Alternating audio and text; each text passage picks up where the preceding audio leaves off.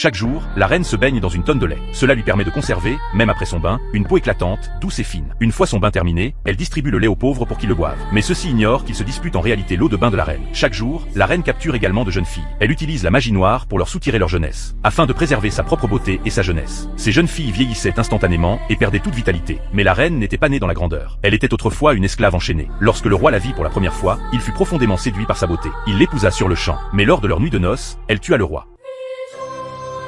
Elle rassembla ensuite ses chevaliers noirs, et s'empara du contrôle de tout le royaume. Dès lors, elle s'autoproclama reine. Chaque jour, la reine demandait au miroir magique, qui était la plus belle femme du monde. Pendant 4 années entières, le miroir répondait toujours « C'est vous, ma reine ». Mais 12 ans plus tard, le miroir donna une réponse différente. Une autre était devenue plus belle qu'elle. Cette jeune fille n'était autre que la fille du roi. Elle était née avec une peau blanche comme la neige. Le roi l'avait donc baptisée Blanche-Neige. À la mort du roi, la reine fit emprisonner Blanche-Neige dans un cachot. Le miroir magique révéla à la reine que manger le cœur de Blanche-Neige lui permettrait de rester éternellement jeune. La reine ordonna aussitôt à son frère d'aller chercher le cœur de Blanche-Neige. Mais lorsque son frère vit la beauté de Blanche-Neige, il changea d'avis. Blanche-Neige en profita pour l'attaquer. Elle s'échappa ensuite du cachot. Les soldats l'encerclèrent de toutes parts. Mais elle se glissa rapidement dans les égouts et réussit à s'échapper du palais.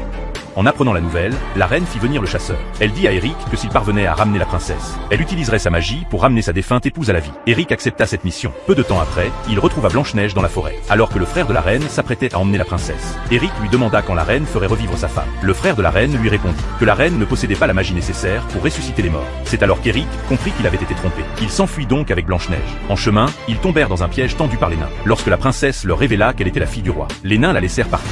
Ils l'emmenèrent même voir un cerf blanc. Le cerf blanc reconnut immédiatement Blanche-Neige. Il s'inclina profondément devant elle. Cela prouvait que la princesse possédait elle aussi des pouvoirs magiques. Cependant, la reine ignorait encore à ce moment-là que Blanche-Neige allait être l'élément déclencheur de sa chute.